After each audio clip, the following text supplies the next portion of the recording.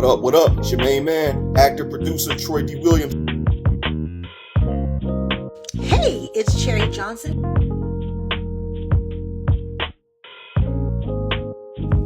Hey, what's up, everyone? I'm Scott White. We are the Herd.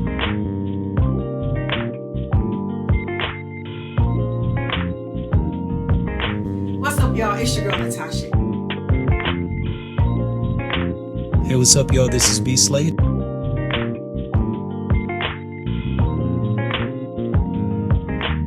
And you are now tuned in to Unmuted. You are watching Unmuted. To Unmuted.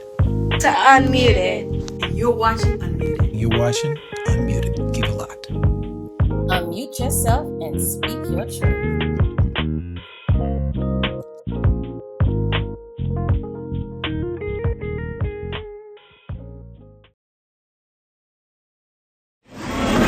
The Florida Classic. The Florida Classic is the biggest event in downtown Orlando. Every year, guys bring their cars, everyone gets dressed, they pimp their rides out, and they come down to the Florida Classic and have a ball every year.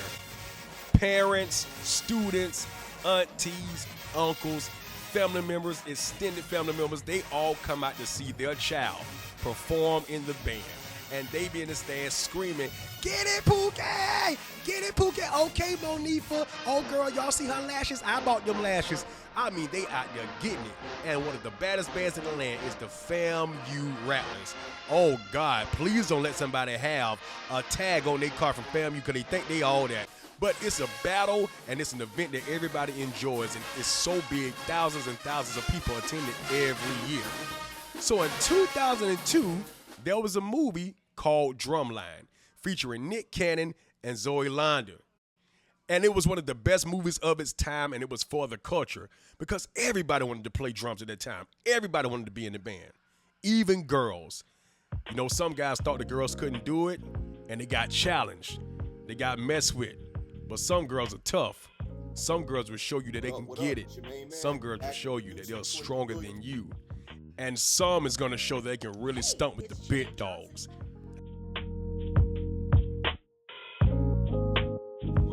Yo, what's up, everybody? This is your boy, Scott Simpkins, and this is another episode of Unmuted. And you guys already know what to do. It's up to you to help this channel grow. So like, comment, and share. Like, comment, and share one more time for the people in the back of the audience. Like, comment, and share. Because without you, I'm nothing. My voice is muted. So with you guys, I become unmuted. And today, I'm so thankful to have someone that the majority of us young boys at the time fell in love, and we wanted to play drums even more. She's an actress. She's an author. She's a woman of faith, courage, and of God. She's a behind-the-scenes person that does movies, but you might not see her on screen, but she's behind the scene, making sure the movies are right, that is written just right, that the scripts are right, that everybody is right.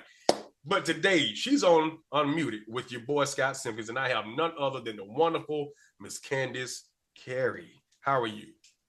Hey, hi. I am blessed. I am so excited to be on here with you on Unmuted. We're Christian, with Scott. So Scott, how you guys doing? Listen, don't even worry about that because, listen, people have been knowing me for over 20 years and they see Christian community like, oh, I didn't know his name was Christian. I'm like, because it's not. If you could just read, it says Christian comedian, but it's all good. You can call me what you want. It's all good, man. It's good. So how have you been? I've been great. God has been good. God has been good. You know, with life, there has been some tests, some celebrations, and I welcome all of it. Life has been really, okay. I'm here. I am here on the media with you. So, I'm thankful, that I am able to have this conversation with you. And we were talking earlier behind the scenes, BTS, right? About what we wanted to discuss. And I wanted everyone to know the reason why I'm here with you and how it came about. For me being on Unmuted, it's because I had a conversation. I was on a show with another podcast specialist, and she was her name is Jules, and we were talking about her magazine right? This was before it came out. She was putting it all together. Okay. And the magazine is Empress of Excellence. And she put me in the magazine with a lot of other beautiful women across the world that's basically just sharing their stories, what they do for a living, how to get in contact with them, and the crown that they carry, right? And here's mine. I was spotlighted. Okay. And while I was muted. Facebook, what are you doing? You muted us. Right. So we had to, the whole conversation, we had to, we figured it out a different way, but Facebook muted me, I should say. So I'm glad that you reached out to us, you saw that, and you dug deeper into that situation, and you're giving people like me a platform that may experience technical difficulties in that way. So I really appreciate you, Christian. Scott. That is fine. I'm happy with either one, man. That is so fine, man. I appreciate that. And God knows what he's doing. You know what I'm saying? So, hey, look, unmuted. They muted you on Facebook, but you can come right here on this platform, which is only okay. Good. Come right here and speak your truth. Unmute yourself and speak your truth, baby. So you got this. So I appreciate you saying yes. I appreciate the connection, the godly connection that we have now. So let's dig deep into this and let's get this thing going. All right. So the glasses are coming off now. So let's go. All right. First question. Girl, where have you been? We haven't seen you since Drumline. What's going on? I've been doing a lot of stuff. I've been here. Back in the days, I would say I've been in my skin. Okay, you've been in your skin. Okay. I was from Southern parents, so I've been in my skin. Okay. We've been looking for you. Like, what's up? What's going on? I've been in the movie industry, but behind the scenes. And I went back to school to do some other stuff that I don't really want to discuss right now because of security reasons. Right. But it has to do with aviation. And so I'm the type of person where I'm getting out of this. I'm getting comfortable with discussing the things that I'm doing. You know what I mean? And right. the accolades and stuff, because I'm more of a and I don't like to toot my own horn. Right. And I know for some women, it could be the way we were taught, the way society has maybe tried to dim the light or intimidate women from talking or to mute us. And I'm getting out of that. So I'm glad I've accepted to take a lot of more podcast interviews. Right. So I can start, sharing with the world and bringing everyone into what I'm doing, because I know a lot of people want to know. Right. And that's fine. I don't mind telling y'all. I really don't. Man, I really don't. And let's see. What else? After you did that one push-up, it's like, man, where this woman at? Because you had us mesmerized for a while and just like, okay, we want to see more because you're extremely good at what you do. You have the look, you have the pizzazz, and I'm like, okay, something got to be going on. So as I've gotten older and the podcast has been growing and I hit 40, I say, you know what? Let's find out where she's at. Because if they can go back and find Grady from Fred Sanford, we can find Candace. And here you are right here. I'm here. I'm alive. I'm real. Yeah, you're alive. I'm real. I'm glad. I am, and I'm glad that you searched for me because, first of all, I'm not in Hollywood. I don't know where are you located? Lakeland, Florida, right in between Orlando and Tampa. Okay, I know Lakeland. Yeah, I'm a Florida girl. And I am a Florida girl, born and raised in the county of Diddy. Seriously? For real? Yeah. Yes. Yeah, that stuff. It's all good. You know what? Hollywood is very, very competitive, right? Mm-hmm. And they want us, from what I've learned. And I have family in Hollywood. After Drumline, I moved to California. I went to college out there. My whole entire family, father's family, lives in California. My grandmother graduated from USC. She's a Trojan. Awesome. She got her master's degree in psychology. And my aunt lives out there, my dad, my grandfather. I have a lot of cousins. And so I have roots in California. I just turned out to be a mama's girl. And, personal stories of how the dynamics of my childhood growing up, I had both of my parents, but they ended up getting a divorce. And during that time, and this isn't my story to tell, it's my mom's. I don't want her to whip my behind for telling. No, you good. You good. Mama gonna be fine. You're all right. But during that time, my father came to Florida, met my mother. He came to college out here. They met each other. She's from Tennessee. She was born in Tennessee, moved to North Carolina, ended up coming down to Florida to get out of the cold. And so my father was just playing around. I don't know what he was doing. Don't be putting daddy business out there now. Don't be putting daddy business. It's a story to tell, but she didn't end up going to Cali. Okay. So I ended up staying with my mother, and I was raised with my mother. So I'm kind of like initially a mama's girl. It's not until recently that I've started to really become closer with my father's family in California. Mm-hmm. And I have learned from my father, and I do, love and cherish him for that. And I do respect him. So I said all this is that, the reason why possibly, and I don't want to assume Hollywood hasn't really blew me up like they did on the caliber of Nick Cannon and Zoe Saldana, yes, and everyone from Drumline. It's because I did not initially run off into the sunset to California. Is it right? I don't think so, because I can get on a plane. You know what I mean? And absolutely. It's easy. Everybody else do. Yeah, you want somebody, and they saw the value in me, which they did. I was, after Drumline, I did have some offers, right? Some people, Katie Hudson was doing this movie. I forgot what it was called, but they called my then manager, and it was like, hey, we're writing for Candace, and we want her to play Katie Hudson's, her daughter. I forget her name, mm-hmm, but she's a very well-known actress. We wanted her to play her best friend, and they had meetings with my manager out in California. I wasn't there, so I didn't know what was going on, and he went in there with his, from what I'm hearing, he didn't represent me right. He took somebody else in there. He went in there with his flip-flops and his shoes untied. Wow. Just sloppy, really. I'm like, they didn't end up booking me. They booked Joy, some other actress, to play this role. So I did have the interest of Hollywood, and they did call me, which is what you want. You want Hollywood to call, and they still do that. You don't have to go out there and it's okay to go and beat the pivot and get on your grind.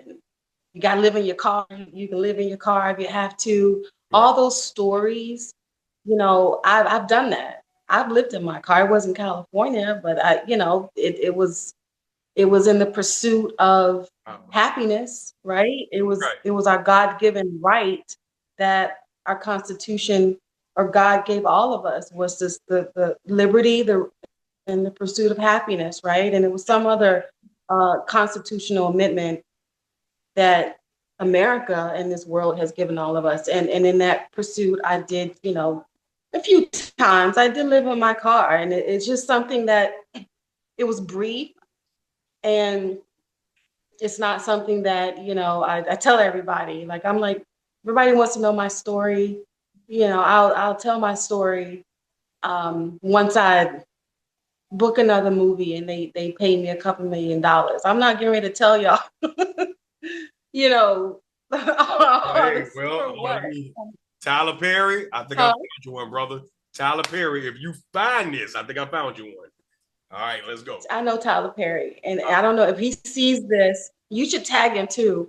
I was his release party for The Diary of a Mad Black Woman in Atlanta, Georgia. Mm-hmm. Me and my friend, who is now Miss America, Miss Universe, she took me there, and I was sitting at this table the whole night. He was behind me, Tyler, the whole night doing this, tapping on my shoulder. And I would do this, and he would move to the other side. I would do this, move. And then my friend came to me. She said, "Hey, this guy, Tyler Perry, here's his number. He passed me his number. He wants you to call him. He likes you." I called him once after we left, and he never called me back, and I just threw his number away. And I have not worked for him since. Was it a good decision? I don't know. Could it have changed the trajectory of my life? Yeah. Seeing what he's going through right now, maybe God was protecting me. So yeah, I'm gonna leave that alone. But Tyler Perry, So pause. Hold on. Reel that back in. So did he like you to date you, or did he like you for a movie? I have no idea, because she just said he liked me, and he the whole night he kept doing this, and he knows who I am because he remembers. Right. Do you remember that? And he said, Tyler Perry gave you his number. He wants you to call him. I called him, and he didn't answer back. So I just went on about my business. Now I did go out auditions with his casting people in Atlanta, and they never hired me. I flew in town, and they hired me once, and I flew all the way in town. And when I got there, they said I was like 30 minutes late, and they booked somebody else, and they just left me hanging. What? And I have not worked for Tyler Perry again. And trust me, I have auditioned for him, and they have not taken me serious. I don't know what that's about. I've spent money on classes and a whole bunch of stuff to learn, not just to go in behind the door, because I honestly am a actress, and I love my trade, and anything that God puts me in, I want to continue to be open and willing to learn. So I'm taking, and I'll invest in myself and other people if God puts that on my heart to do. And he's not yet, as of yet. I don't want to say what is going to happen in the future. Has booked me, but I have spent money and time in auditioning for the Tyler Perry Studios. So that is that. You ought to be ashamed of yourself, man. You ought to be ashamed of yourself, man. Come on now. I mean, if it was for dating, then maybe you intimidated him, because I'm praying that this is not true, that what he's going through right now. I hope not. But there's too many boys coming out about Tyler, so it would have been wonderful. But then again, like you said, God could have been delivering for something, because we want to keep you alive and well and healthy. If you catch my drift up in this mountain jungle, that's what. Yeah, I do. I totally get it. So my question to you is, obviously you're an actress, but everybody has an ambition when they was little to become one. What was it for you that made you want to become an actress? My mother, she started out in Florida, being on the set of Miami Vice, and she was a stand-in for Miss Olivia Brown. Okay. So when we gave her a speaking role, and she was in the office, the police office. So she has a couple of roles and stuff in there, and then she went off to do another movie with not Don Johnson. Yeah, Don Johnson. And so she, back in those days, acting in the movie industry wasn't so competitive, and it was kind of like, and she was she had a love for it and a passion for it. So she inadvertently, naturally put me in it and my brother into the industry. And she ended up starting Acts International Artists back in 1998. And she gave me like the bylaw kit as a gift and said, "Here, I want you to," she passed the baton to me. And that's the company that I'm still, running to this day. Okay. And I just took the baton and I just ran with it, and here we are. That's amazing. That's amazing. So the process is something that a lot of people either crack on or they take the baton and they keep going. What type of process was it for you to get the roles that you had? You know, of course, Drumline is the biggest one that we saw you on. What was the process like? Because like you said, Hollywood was very competitive. So what was the process like for you? The reason why I asked, your look was phenomenal. Your voice, was phenomenal in there. And the way how they portrayed you was pretty much like the high school, college girl that we all seen around our neighborhoods and where we went to school at. So what was the process like? Thank you for that. I appreciate the acknowledgement. And the process was rigorous. I went to Atlanta and when a lot of people was, again, going to California. But I went to Atlanta and I signed with an agent out there. And I was out there for 3 months doing a lot of modeling gigs, acting gigs, industrial campaign commercials and stuff like that. I was working at a bar in the nighttime as a mixologist, as a bartender. That's what I'm talking and about. Yeah, I was making a lot of money. But I mean, at some point, I just kind of got discouraged because I wasn't really booking enough, and I wasn't making enough money to, survive.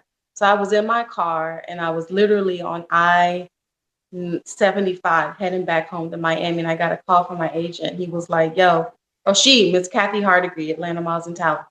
She was like, yo, I have an audition for you for this movie. It's called Drumline. I think you'll be perfect. We want you to audition for this scene. It was like just a stand-in. I think it was Zoe Saldana's, one of the dancers, one of her crew.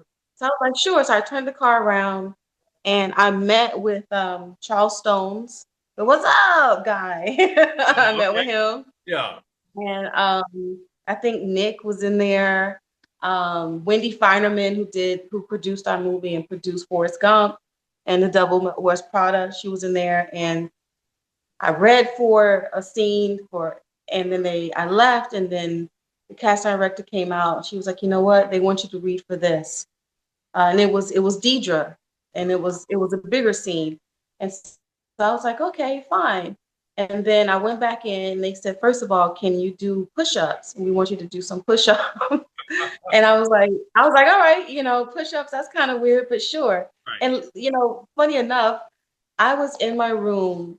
I was at that time in Atlanta. I was living in American, what is those studios, Americas and Red Roof Inns. And I was by myself doing this stuff.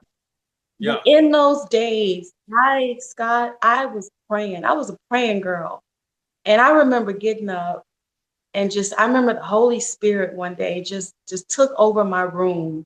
Oh, yeah. And I was praying, and I was just casting things, and I was just speaking life into me and blessing myself and just speaking. The Holy Spirit just came over me, and I felt the Holy Spirit just take, and I'm going to cry. I felt the Holy Spirit. Oh, well, let him have his way, honey. We all about that. Come into the room, and I just felt his spirit.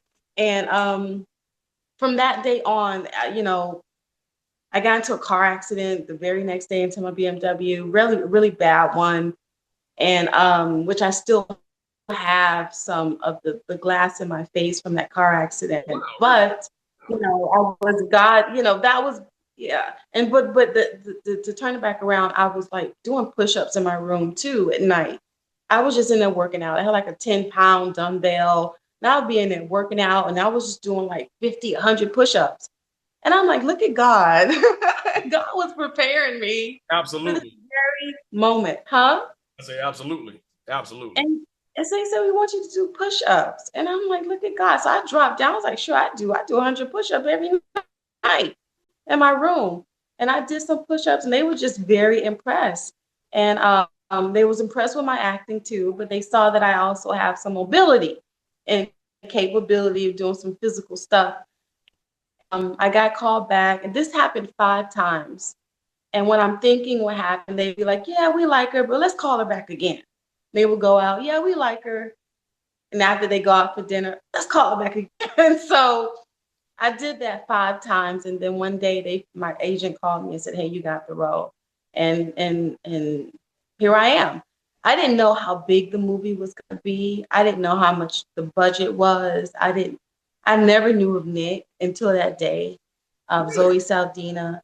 And, we all came together and we actually just did the best we could. And we took on the whole persona of being a drum student. And because those kids in Atlanta and across the world takes that stuff very, very seriously. Oh, yes. It is no joke. Okay, so I got questions for that alone. This is so good. So did you guys practice playing for real and on the scenes where y'all playing for real and marching for real? We were at first, they gave us the option of having a stand-in. And at first, we were green behind the ears. We didn't, I played the drums a little bit, but so I would take advantage of that option until I started requesting to go to practice with these kids. Mm-hmm. And at that time they saw that I wanted to take it serious, and they gave me a personal student, his pictures and stuff. He was a dark-skinned guy, smooth hair. He was very suave. Atlanta, what's up, shawty? Oh yeah. And him and I would train in the park, in Lenox Park, like on the weekends. And I just really started taking it serious. And then Nick caught on, started, and then Orlando, and then everybody just really dove into their character and became, which is what you want, right? Initially, it's gonna happen. So it naturally, organically happened where we learned and we took on the persona. So yeah. I hope that answered your question. It was very intriguing to me because, one, I'm a drummer. I've been playing since I was 5 years old. I started out in my father's church, and then I had the opportunity to play for other groups, other gospel artists and all. And it's been very, very fun, But watching Drumline, man, I'm like, dude, I gotta go to college and do this. You guys was phenomenal in that movie, And I did have a chance to meet Mr. Orlando Jones. I met him at it was called the Improv in Ybor City. I didn't even know he did stand up. I always saw him on Mad TV, and he was a phenomenal guy. We talked, I met him and everything like that. And he was a straight up guy. And I definitely told him about how much I enjoyed Drumline. But so watching you guys in that, I could tell y'all was serious, because some movies you could tell like, hey, look, it was a struggle, or they overdubbed the sounds. Because a lot of my friends are musicians that we definitely pay attention to that. Okay, are they playing for real? Did they overdub those sounds? Did they make certain adjustments?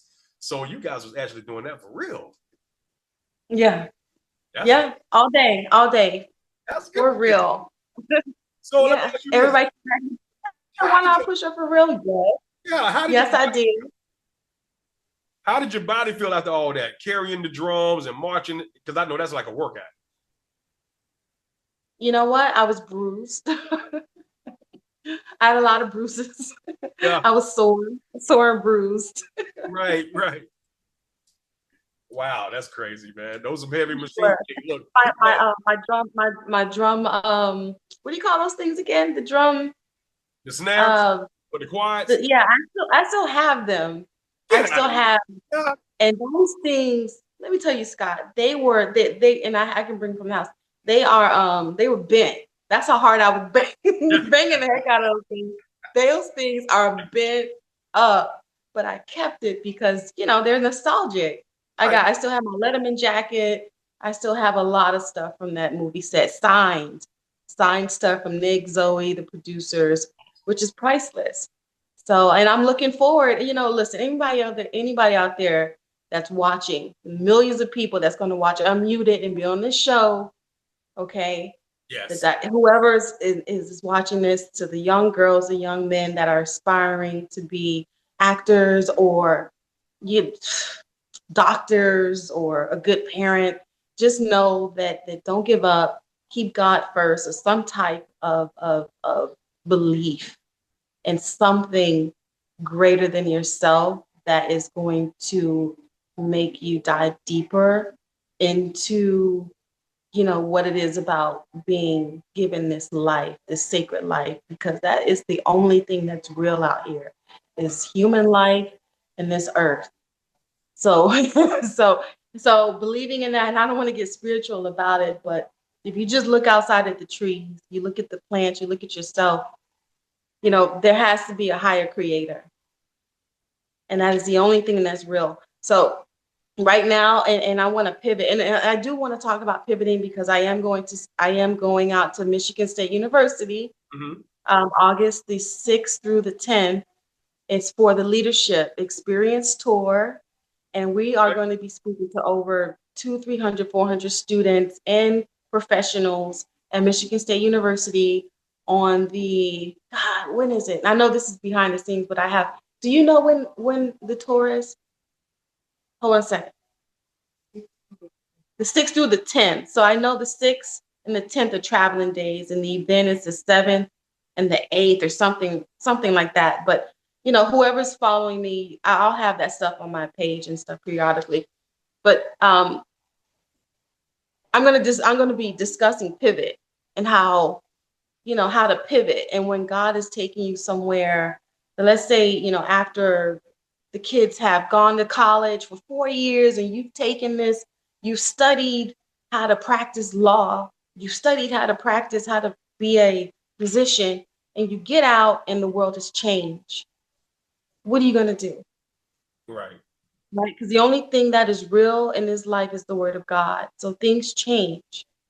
What are you going to do when that university that you spent all that money for has not prepared you for what the opportunities is being presented to you out here in this world?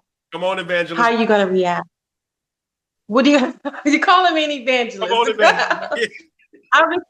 Huh? Come on with it. I'm ready for it. Come on, let's go.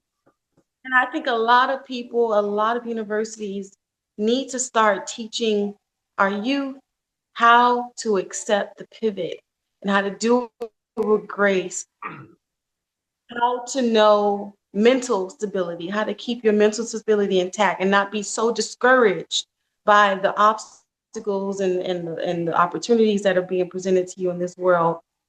You might get off track. And I look at it as, like, for me, for instance, I did Drumline, right? And it was like, it's a classic. It's etched in our soul. The scene of me doing a one-arm push-up. I can go anywhere in the world and people will know who I am. And that's a blessing.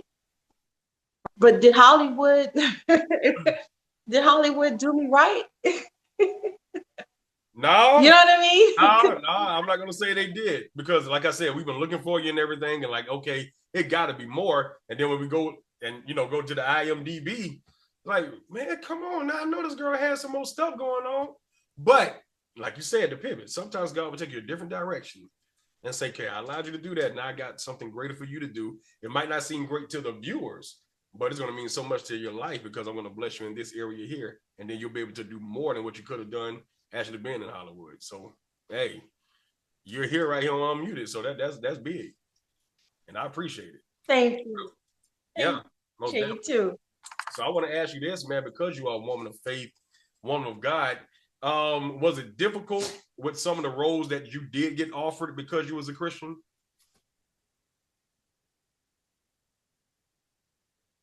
Yes. Yeah. Yeah.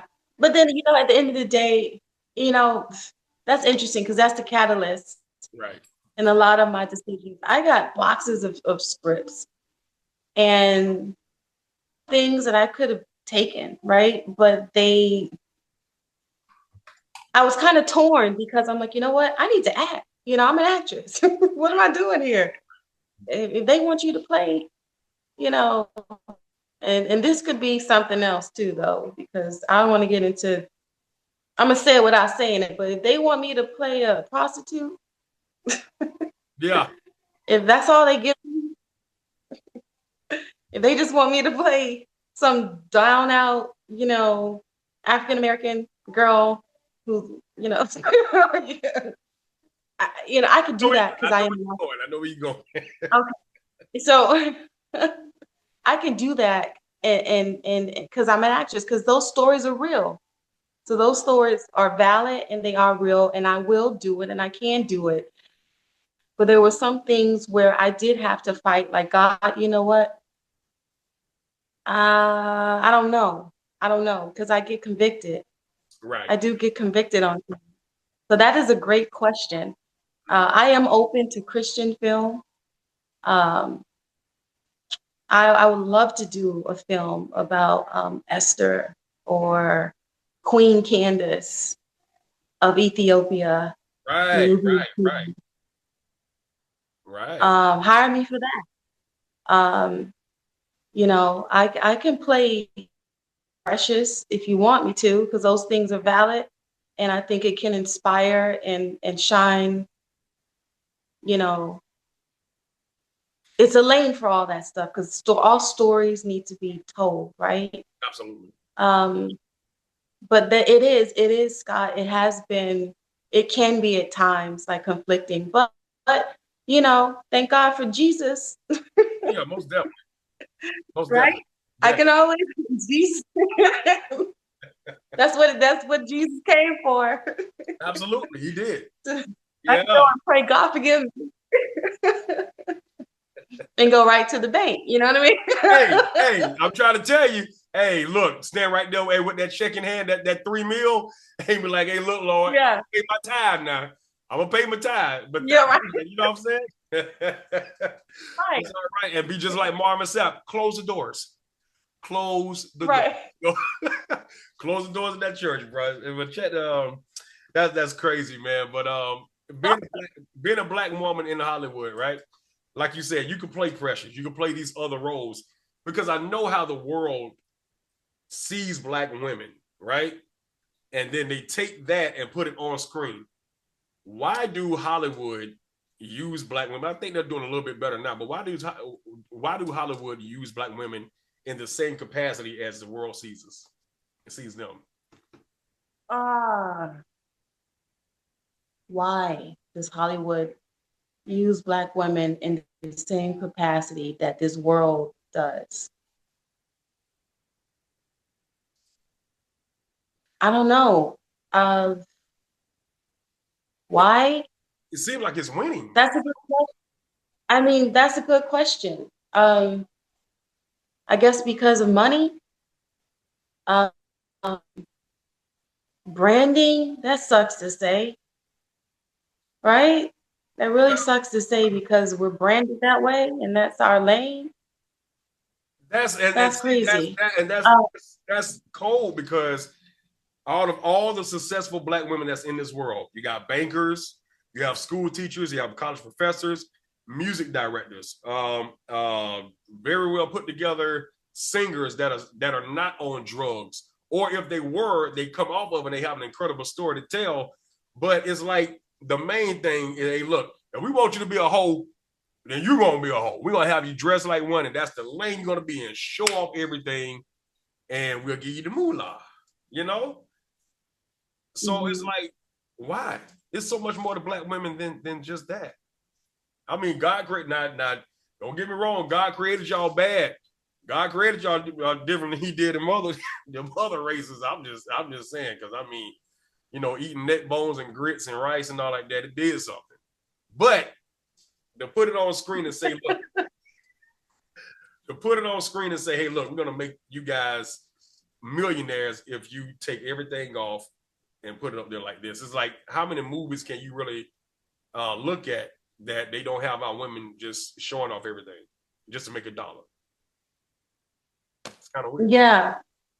That's why I welcome producers that like Ice Cube, Charles Stones. There's some good people. There's some good producers out there like Wendy Fireman. I would love to work with. And I know he's a little controversial, but I love his movies because, excuse me, it's more artistic, and it's Quentin Tarantino. I knew you were going I to love say that. him on his movies. I love his movies. You were going to say that. Quentin is very weird. You did? He is weird. Oh, yeah. Yeah, I knew. All day. Oh, man. Quentin put out. All day. I would be in Quentin Tarantino's movies. Holla at me, Quentin. Holla at me, Quentin. Keme Lucci. You can look me up on IMDb. The next Django Part 2. Okay, or the Hateful Eight, whatever it is you got, you holler at your girl. I'm ready. Yeah, and and Jingle, of course, you had Carey. You could have been good in the 688.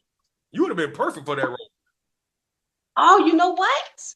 Say it again. Say it because I was in London at that time at a studios for 3 months, going to school out there.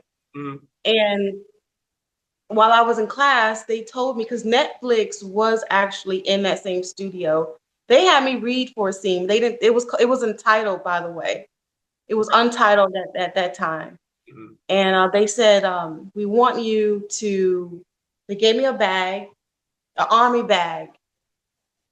I was in London. They gave me an army bag. They said, we want you to pretend that you're just getting off the train with your, other comrades and you're just seeing somebody and you're just coming back or going to war. And I did it. I didn't know what it was about, but they were considering me at that time.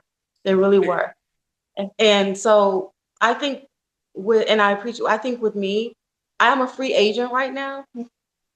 And so if there's any like managers out there that can go ahead and that's a good closer that can go ahead and that wants to contact me because I do have a lot of stuff that I'm working on, but I need someone that can close the deal because it's very competitive and I'm going against women and people that have that.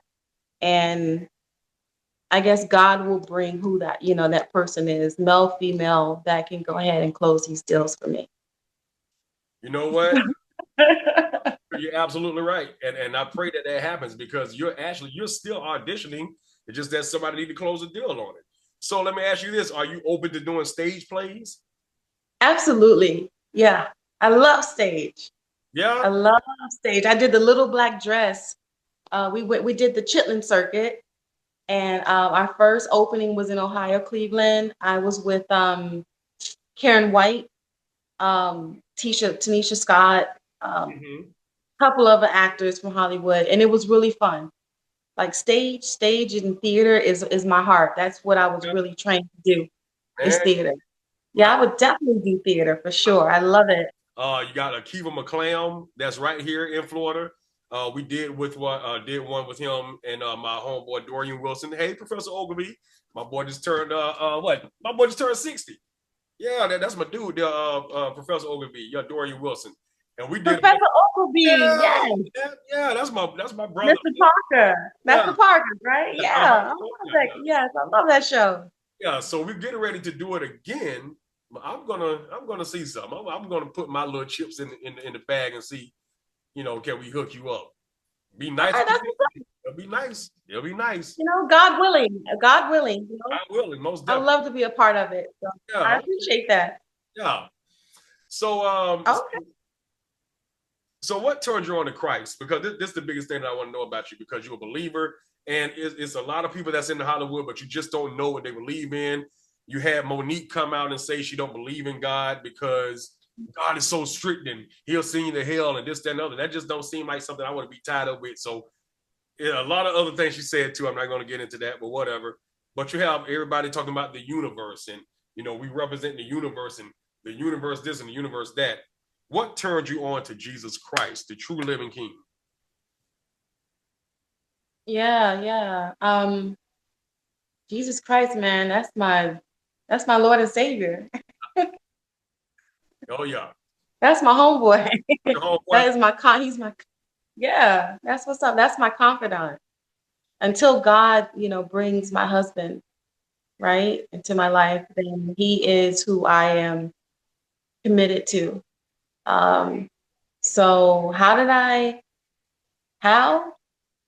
My parents, they had me in church.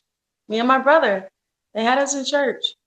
And, it was natural that I was going to be instilled with the beliefs and,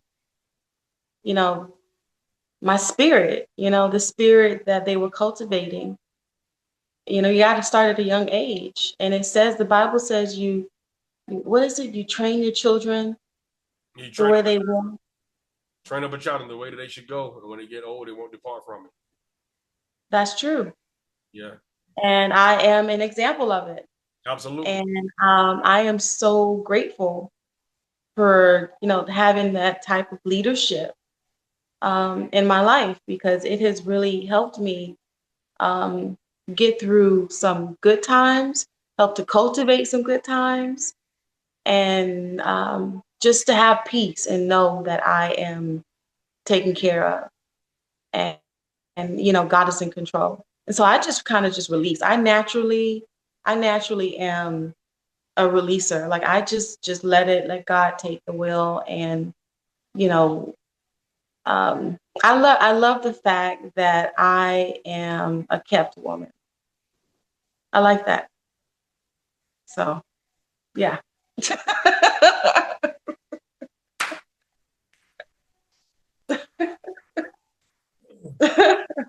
Sign me up all day. I'm like, streets of gold.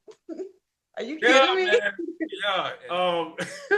So I want to ask you this though. Okay, well, you said you don't have a husband yet, right? So of course, you see a lot of stuff and you hear a lot of stuff online about the status of a man and the status of a woman. He got to have this certain status and this certain amount of money to be with me. She got to have this certain status and amount of money to be with me. But something that Keke Palmer said the other day, she said, baby, I just want somebody to love me.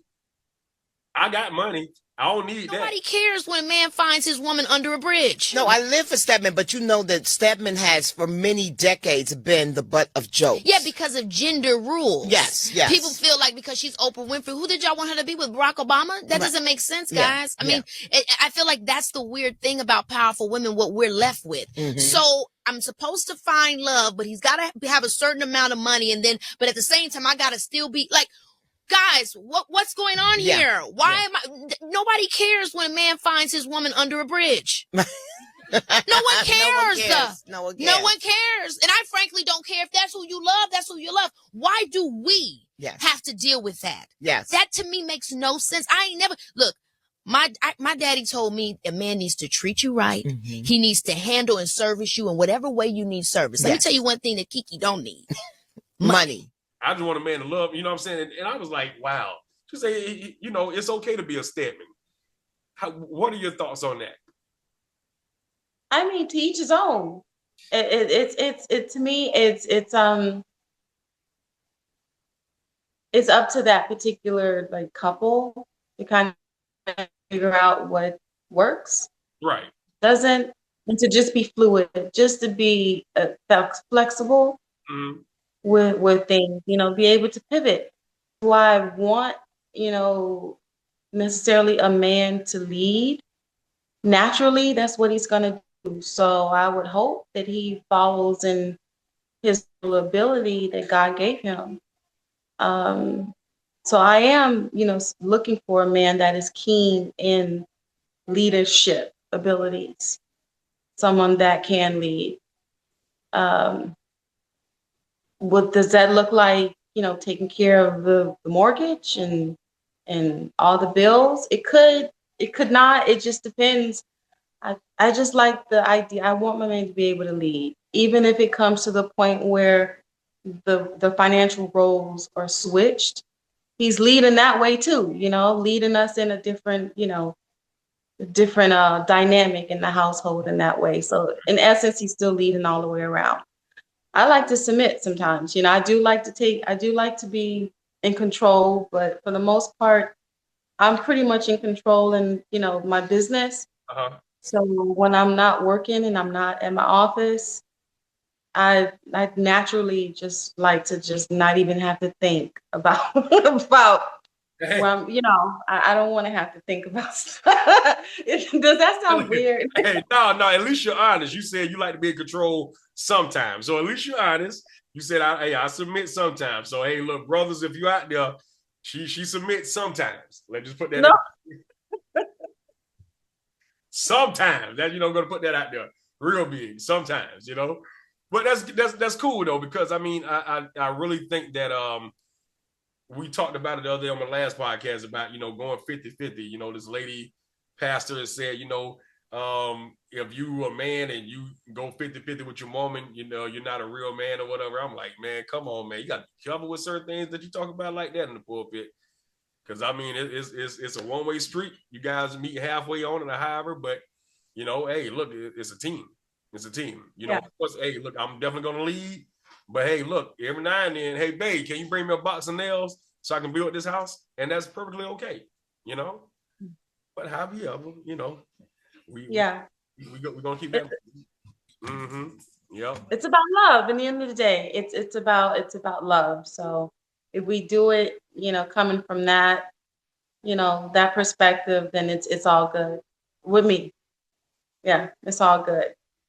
I ain't about to let nobody lead me down down a dead road, a dead end. So. Right, because one, like I said, we family. So first of all, brother, you got to be saved. You got to be in the church. I don't know if you want to pastor or nothing like that, but you got to be at least saved for real and got a real relationship with Jesus for sure. That's what she's looking for. That's what she need. You know what I'm saying? You got to go through me because I'm gonna make sure that you straight before I say yes. All right, so you see, I got you in that way. That's pretty. Okay. All right, that's what's up. Thank you. Cool. No doubt. I got you. So, doing a little digging and searching and everything. Say you organized a deployment over 20 years, a DC peace team. Tell us a little bit about that.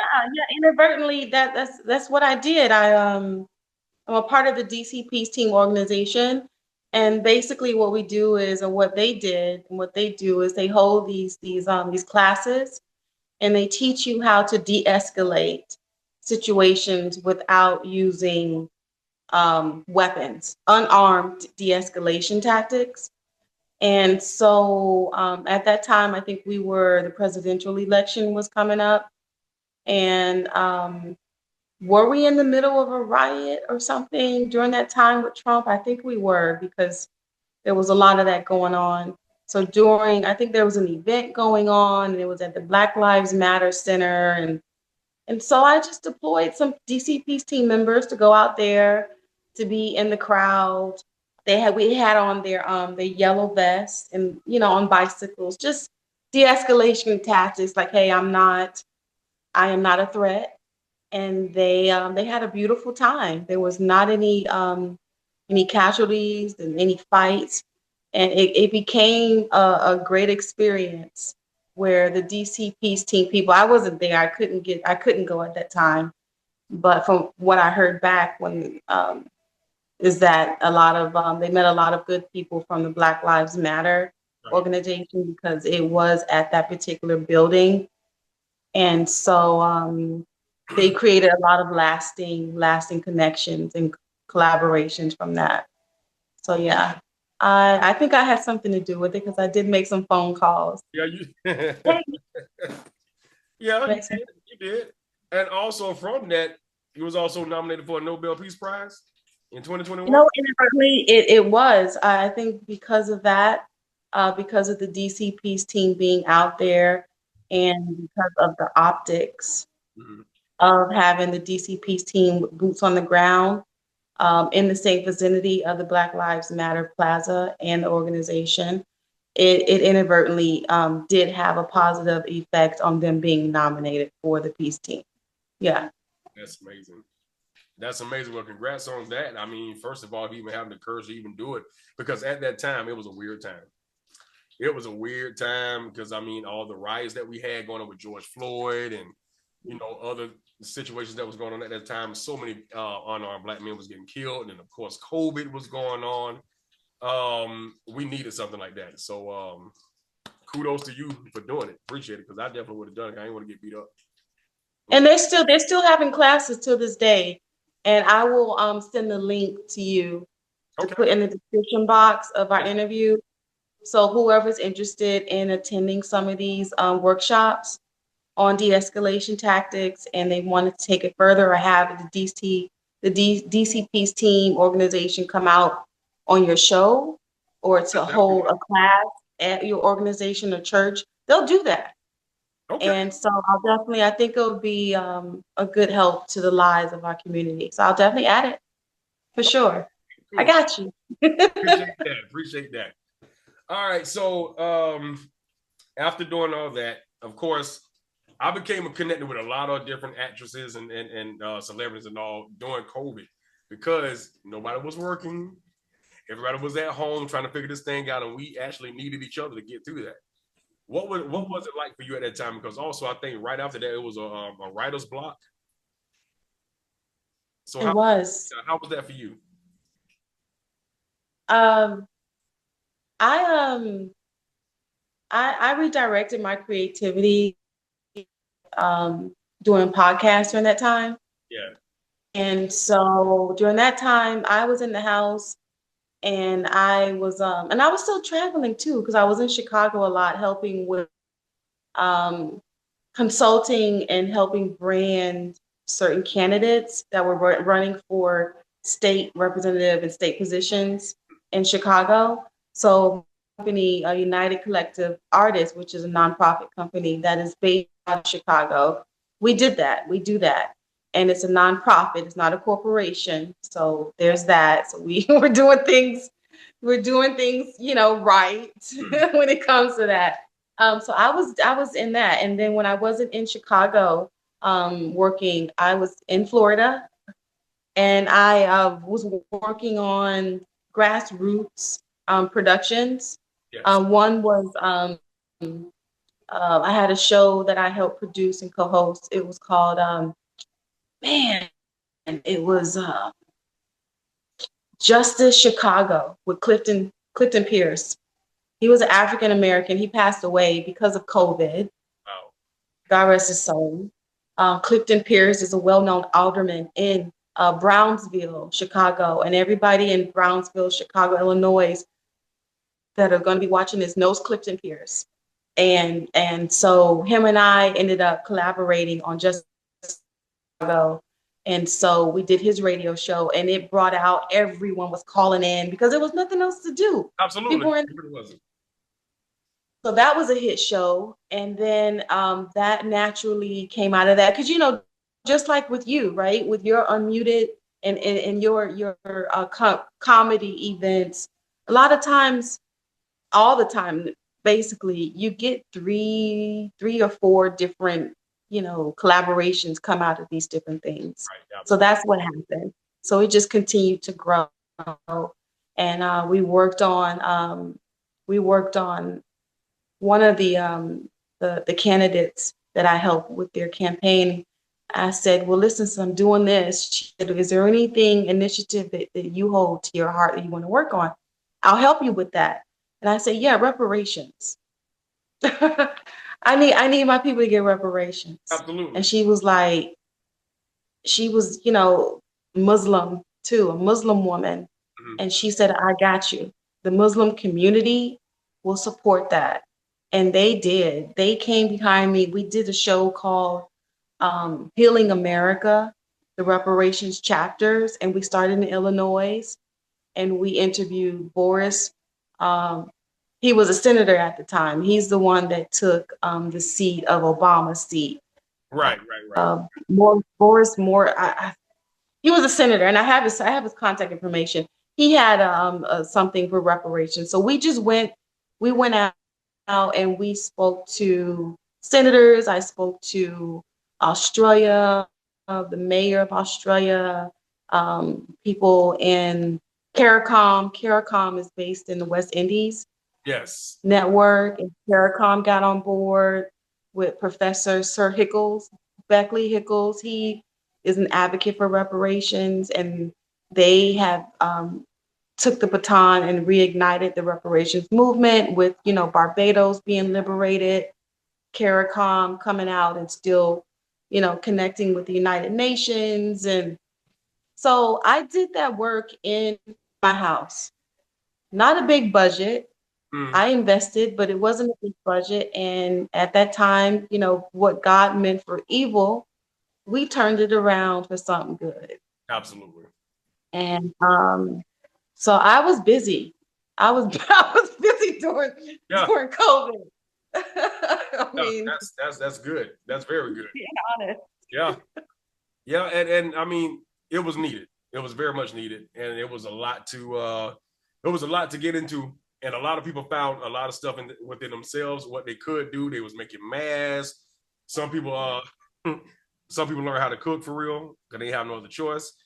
And you out here helping saving lives and actually bringing the fight to the people, man. And that's good. Because a lot of people do a lot of this, but don't put no actions into it, and you actually put actions behind it. And we really appreciate that.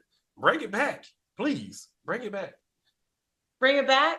Yeah, bring it back, please. Okay. When I bring it back, will you be a guest on the show? I sure will. Yes. Okay. I will. Yeah, right. No problem. Okay, I appreciate that. All right, cool. Bet. I make it happen, man. Okay. So last but not least, well, I got more, but we saw that a certain individual had a few problems, which we all do. But I don't think we had these problems. There was a lot of oil involved, a lot of women involved. We talking about P. Diddy here, guys, if y'all didn't know who I was talking about when I said oil. But he went on trial, and after a few months, homeboy got off. He got convicted of maybe like 3 or 4. But to know that somebody of that caliber, you might have met him, I'm not sure, but he was definitely around at the time. He's been around for a long time. Some of the greatest hits in the hip-hop industry. A lot of music videos. Some of the biggest people that we knew in hip-hop was under him. But to know that he did these things, and also you saw the video of him beating a woman, and now he's off. What were your thoughts when you found out that he had all this stuff going on, man?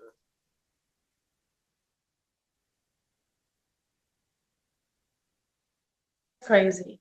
I mean, you clearly saw the footage. Right.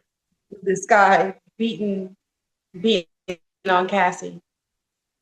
I live and I know he has a mansion on Star Island, and I've heard some stories. Some behind the scenes stories of. I don't want to get into detail, but the litigation, the prosecution.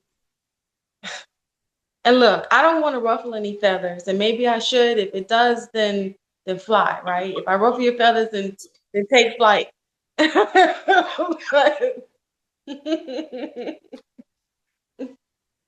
Oh, man, hey, this is unmuted. You are protected. You good. Speak your truth. You good.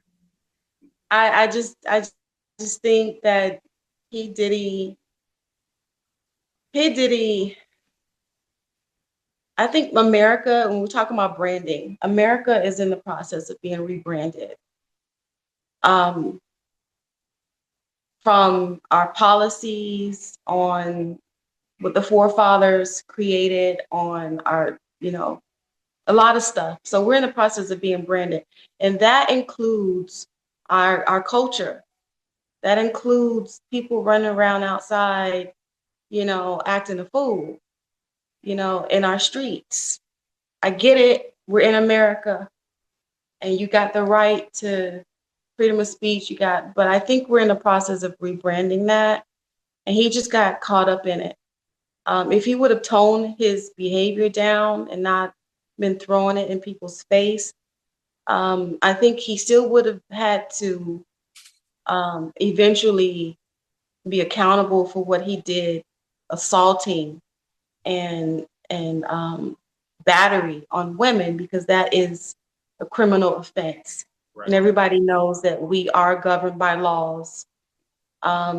Freedom is free, but it also comes with a price, right? Yeah. And God gave us laws of the land that we all have to abide by to keep our freedom.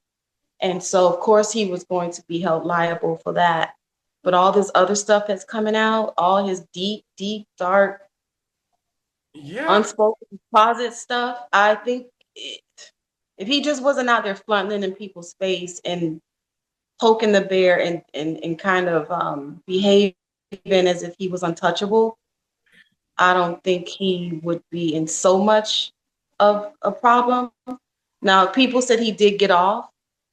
Yeah. I don't know if he really did. I don't think anybody got off on this situation. Cassie, the victim, all the other victims, the victims who don't even know they were victimized by this man until maybe later on when they think about stuff, The thing, let me interject here. The thing about when people say that he got off is because if he goes to jail, and that's a big if, is not going to be for long at all. Maybe probation. That's why they're saying that.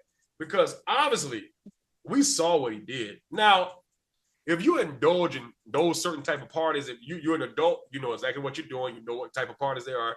But if there were kidnappings going on and certain things of that nature, then yes, that's totally criminal.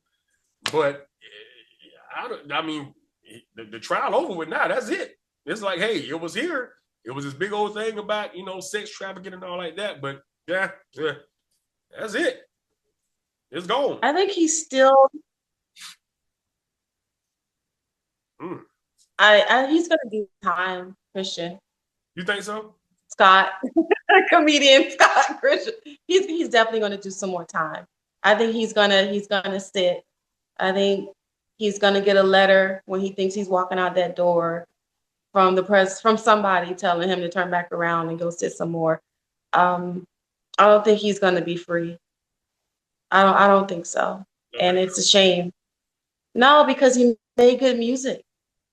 He did. He was very talented, but something, I don't know. I don't know about Diddy. I don't want to talk on that right now because I don't want to talk about it. But let God be God, right? And vengeance is God. You know, vengeance is His, says the Lord, and God will, you know, is the ultimate judger and on what's happening and what's going to happen to Diddy. And I'm just going to So my concern is his beautiful daughters, his two twin daughters and children is basically who I'm more concerned with too, and with the victims, because that has been traumatic. So there's a lot of healing that needs to be taking place. Most definitely. For everybody. And I'm just hoping, because you said that God help me. You said that, you know, he kept poking the bear. I hope. Oh Lord. Don't even say it. Are you there? Where are you? You can say it without saying it. I hope that back will get tested. I don't know. Oh my God. But you know what? I want to pivot for a minute. Can I show you guys that I was on the cover of Tap In magazine. This is for the Historical Black College Mental Mania Atlanta Expo. So if you guys, I think we're having an event in September in Jersey and in Atlanta. So Spelman, Morehouse, we will be back out there, and I will be a keynote speaker. And then we have, I don't know, I have to do this more. My book called Dreamland, that it's not a true story, so that makes it. Does that make it nonfiction? I think it does. It makes it fiction. Fiction. Fiction. It's fiction. So this is a fictitious story. It's a fictitious story. Yeah, and that's your book? I think, yeah, I wrote it. Was mine with two other authors, Atlanta-based authors. And this book is very engaging.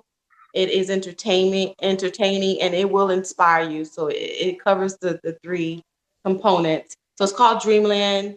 The novel, I would check it out. You have to read the book from beginning to the end to get the whole concept of where we're going with this. Okay, it's kind of like a Quentin Tarantino type of style book.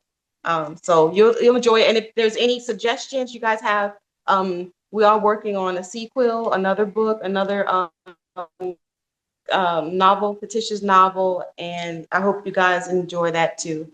So yeah. Okay, so is it on I gotta run. Huh? Is it on Amazon that we can purchase that book? It's on Amazon. It is on Amazon. It's called Dreamland, the novel.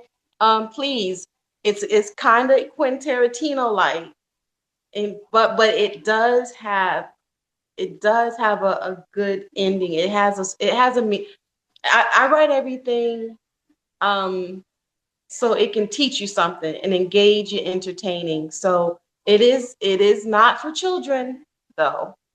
Children PG-13. Now there isn't, no curse words in it, but there is some stuff at the beginning which could be a little, tough for kids. But if you keep reading it, it doesn't end up. Yeah, so I think this is more of an adult book. The cover makes it look like it's for kids, but I think you have to be 13, PG-13 or over to kind of read this. Now, my other one I'm writing, that I'm going to have it more, kid friendly. It's not ratchet. It's not anything, because I am a woman of God. So just know that I ain't going too far. Good. Okay. Good.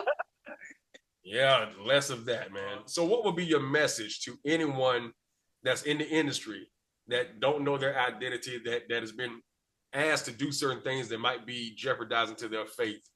What would be your message to them?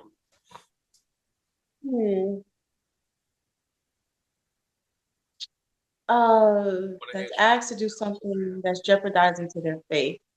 Well,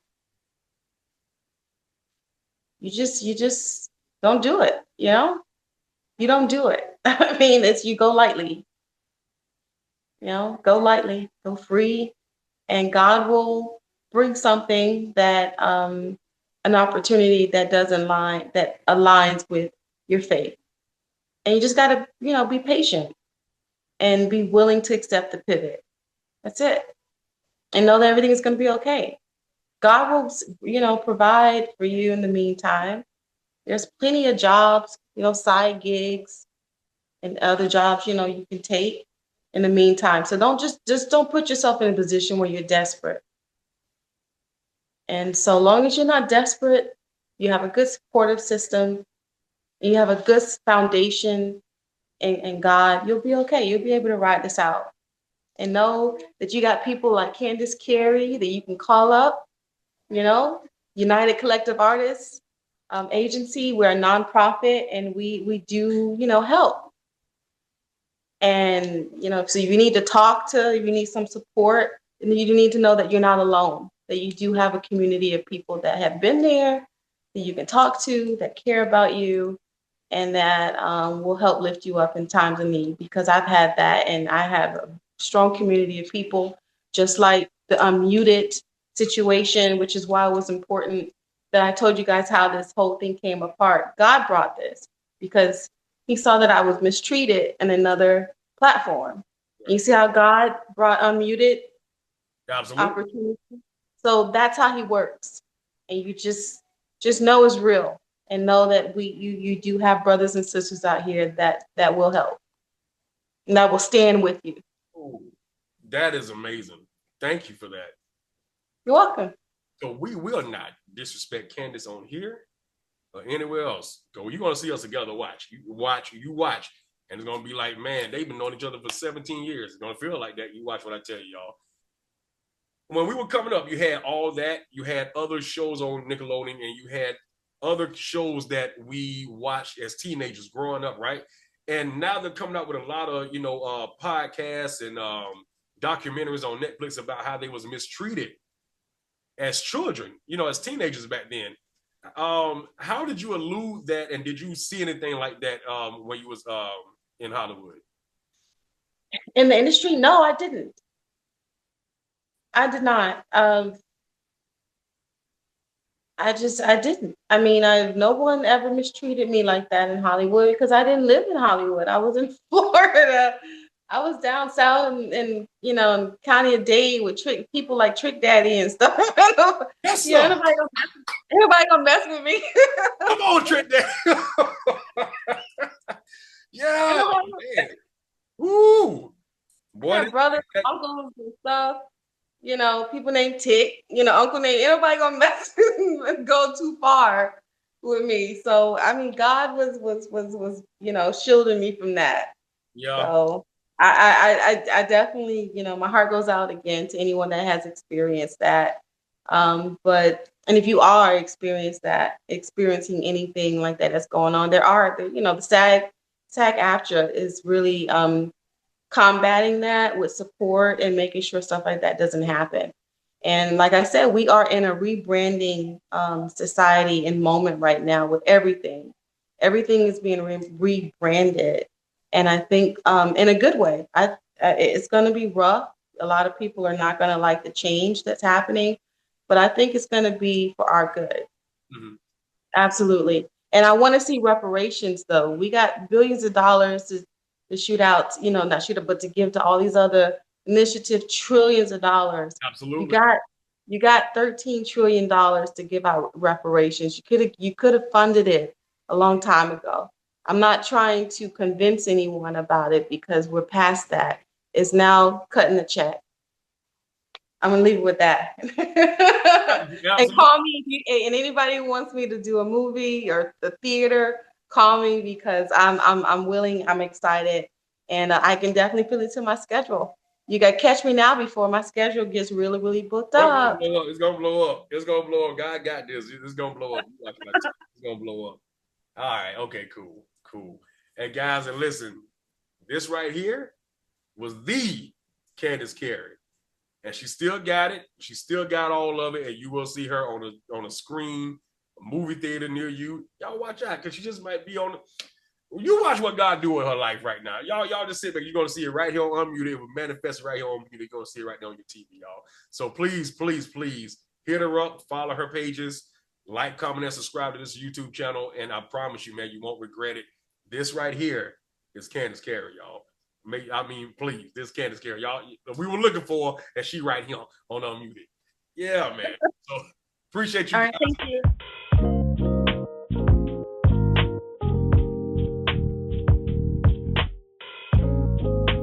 What up? It's your main man, actor, producer, Troy D. Williams. Hey, it's Cherry Johnson.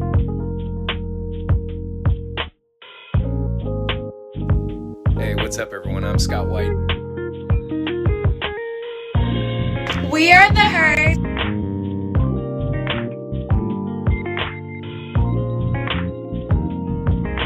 What's up, y'all? It's your girl, Natasha. Hey, what's up, y'all? This is B Slade.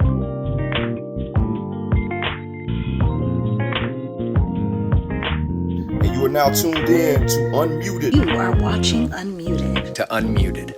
To Unmuted. And you're watching Unmuted. You're watching Unmuted. Keep it locked. Unmute yourself and speak your truth.